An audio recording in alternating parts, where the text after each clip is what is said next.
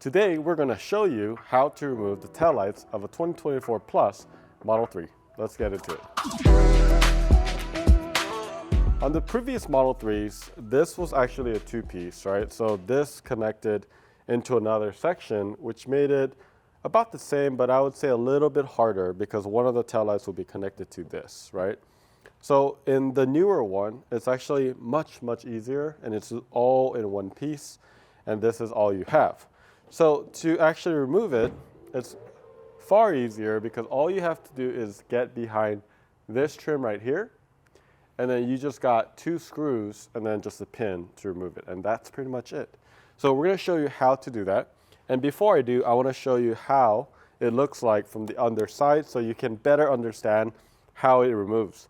So right here is a screw right here, another screw, and it is going to be an 8mm, okay?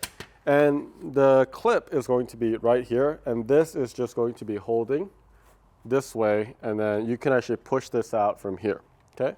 The first thing that we want to do is remove this little plastic trim, and I recommend using one of our trim tools. I like the angled tool. Typically, I just go underneath it and then just take it out. It really does come out pretty easy. Once you remove that, when you do this part, please be careful. This connector right here is going to be connected to this trim, which means that if you pull it too hard, it could disconnect in the wrong way. So to get access right here, I typically go from somewhere like here, and then what I do is I pull straight down, okay?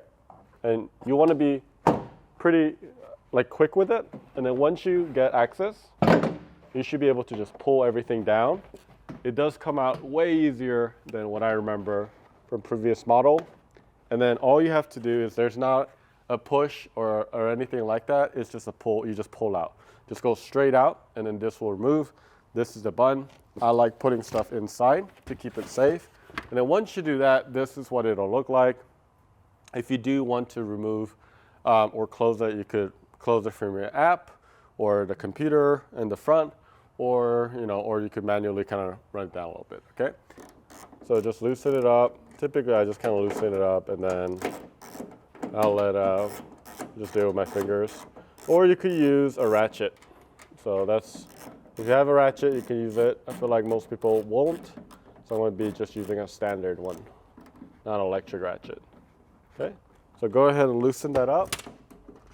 Okay, this comes out. This comes out right here.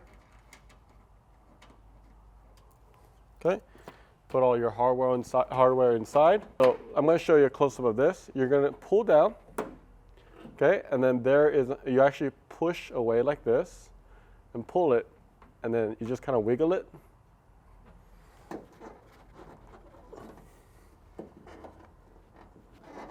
little higher than what I like. So once you do that, let me just show you right here.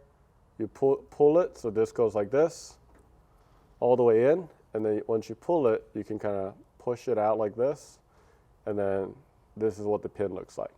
So after you remove the cable, all you have to do is there's one more nut that's also 8mm. So you're gonna go ahead and loosen it up like this, and go ahead and then you can just use your finger to get it all out. And then everything should be loose. So what you want to do is you can push this as well up to kind of loosen it. This is where you could grab your tool right here and just push straight out. And what that does is it loosens it up. Then you can go ahead. All right, trick it so I can slowly bring this down. It won't be normally this high. It's only high because we have it on a lift right now. And then once I loosened it up, you can notice it's completely loose. And you could do the same thing and push it out with your finger. And then it just comes out. So what I like to do, this is completely off. I wiggle it around, but make sure you don't pull this way because it's gonna put too much tension right here and you could bend something or break something. So just make sure you're very careful when you do this. Like I said, this pin is going to be very useful so that you can actually push this out, okay? Other than that, some things to look out for is there's a pin tab right here, and another pin tab right here, so that's why you need to wiggle it, and then it just kind of comes out. Once you do that, you'll notice that it does have quite a bit of grease and all this stuff. That's so that it doesn't rattle and it doesn't move around, so that's the reason for that. But why would you remove this if you're asking? When you're doing, let's say, full color change on vinyl, or color PPF, or even matte conversion, or maybe you're doing PPF and you want full absolute coverage, this will allow you to get there under a lot better. It's easier to stretch for professionals, and it has a much cleaner install. So even for do-it-yourself kits, we try to weigh, is this going to be easy enough for our customers?